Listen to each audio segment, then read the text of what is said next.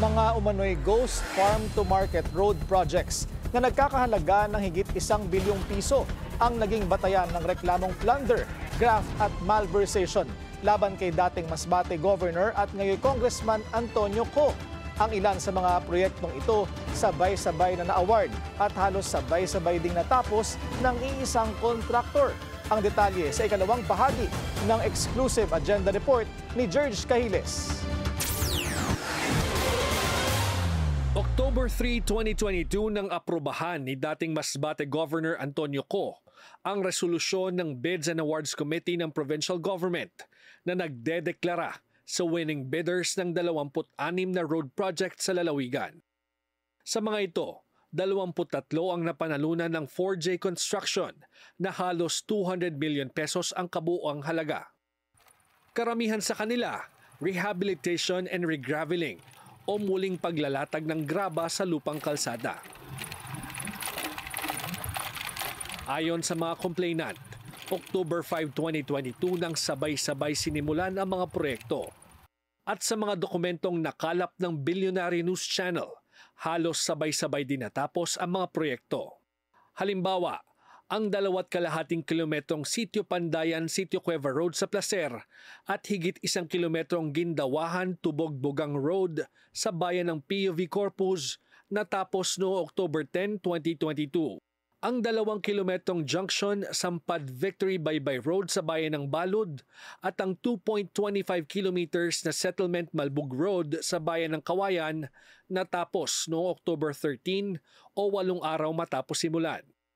At ang 5-kilometer na Salvacion Kasamongan Road sa Balud at ang 2.5 kilometer sa Santa Maria Mabuhay Lumoklok Road sa Mobo natapos noong October 14, 2022. Ang problema ayon sa mga complainant, hindi umano nakita ng mga residente malapit sa project site ang mga proyektong ito.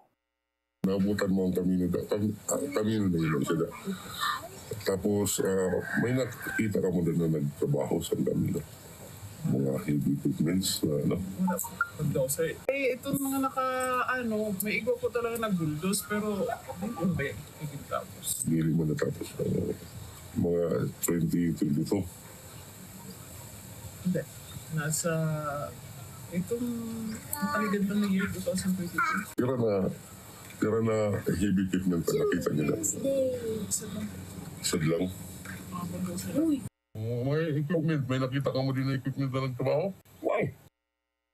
Sa kanilang rehistro sa Philippine Contractors Accreditation Board, ang accredited managing officer at may-ari ng 4J Construction ay si Jason Rosero Arevalo.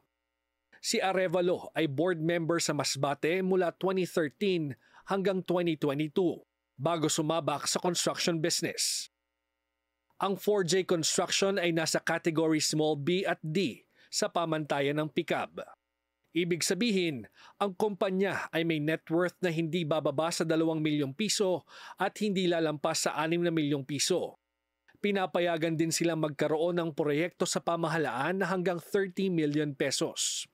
Kung talagang susundin ang rules ng PICAB, sila yung nagre-regulate ng mga kontraktor na hanggang saan ang volume of transaction na pwede nilang gawin. Dito, nagkaroon siguro ng special treatment dahil dating political allies. So, gano'n naman talaga dun sa amin sa Masbate. Kapag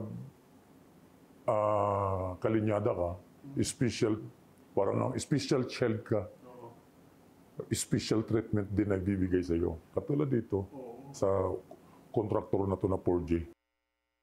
Sinusubukan pa ng Billionaire News Channel na kunin ang panig ng 4J Construction. Ayon sa mga source ng Billionaire News Channel, June 20, 2025 nang ipag-utos ni Deputy Ombudsman Dante Vargas na noong panahon na iyon ay officer in charge ng Office of the Ombudsman na i-refer sa Fraud Audit Office ng Commission on Audit ang 14 sa 28 mga reklamo laban sa dating Governor Co. Kailangan raw hintayin muna ang report ng COA bago maaksyonan ng Ombudsman. Nauna nang sinabi ng kampo ni Co na hindi na flag ng COA ang mga proyektong subject sa plunder, graft at malversation cases laban sa kanya. Dagdag pa nila na politically motivated ang mga kasong isinampa kaugnay sa di umano'y ghost road projects sa ilalim ng kanyang pamumuno. Para sa Agenda, George Cahiles, Billionaire News Channel.